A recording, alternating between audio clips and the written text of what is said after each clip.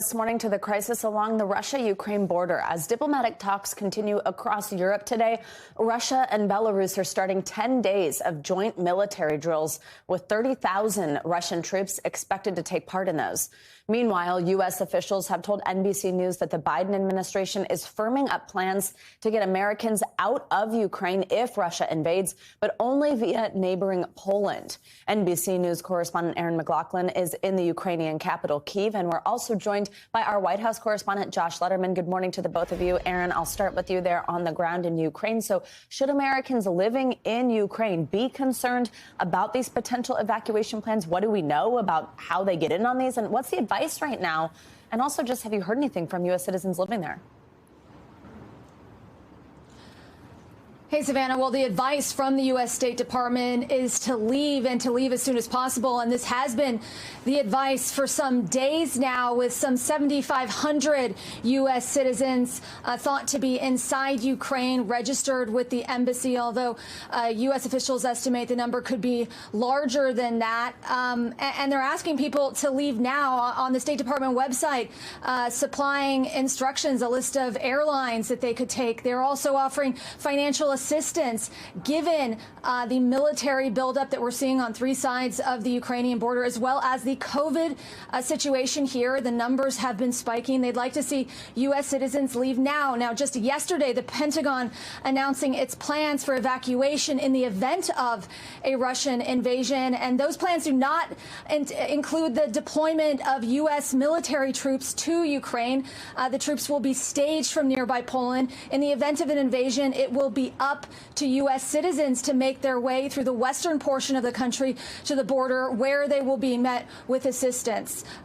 We were at a rally over the weekend for solidarity. We were speaking to some Americans who live here, and despite the warnings from the State Department, they're adamant that they want to stay. Take a listen. If it was up to me, I would bring the United States military right here, right now. If Russian soldiers come on Ukrainian soil, they're going to have to die. And somebody's going to have to help the Ukrainian army make that happen. I'm not afraid. I'm right here in the center of Kyiv and the center of the capital of Ukraine, and I am not afraid. If the Russians come and advance further, because they've already invaded 8 years ago, this is nothing new for us. If they come further, I'm going to be ready.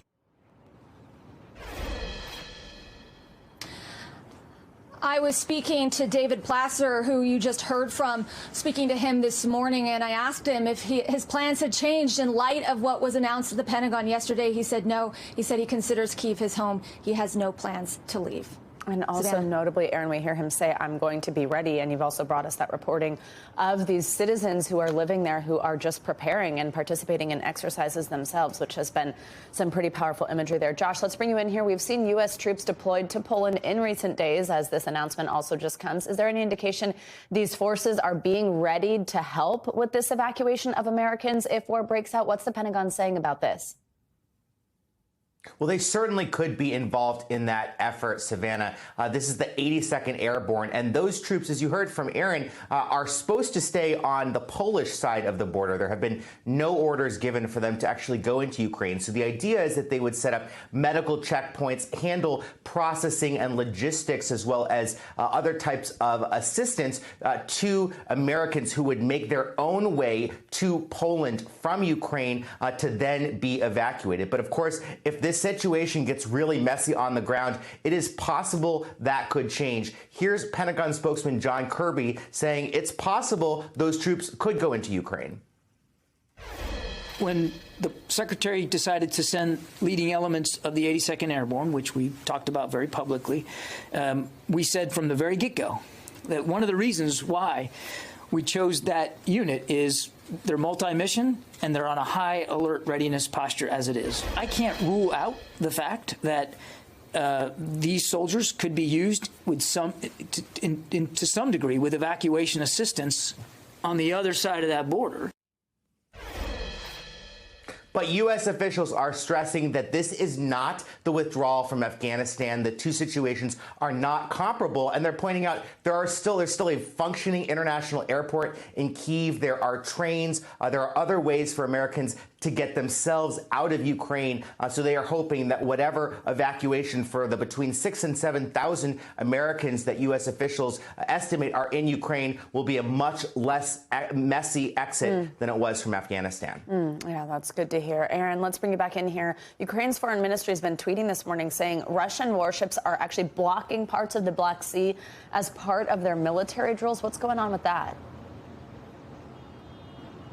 Yeah, this is an area of concern, Savannah. Ukrainian defense ministry saying that large areas of the Black and Azov Seas could be unsafe in light of military exercises that the Kremlin now has scheduled for the 13th to the 19th of this month. Ukrainian Foreign Ministry outraged by this in a tweet. Its spokesperson saying, "We strongly protest Russia's decision to block parts of the Black Sea, the Sea of Azov, and the Kerch Strait under the pretext of naval drills.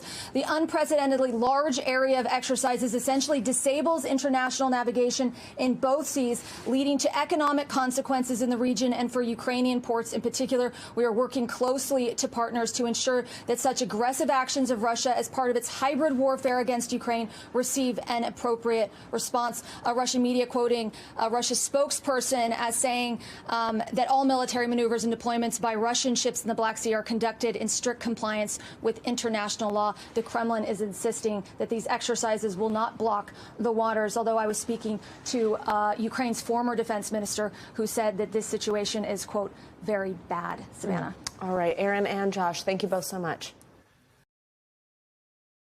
Thanks for watching our YouTube channel. Follow today's top stories and breaking news by downloading the NBC News app.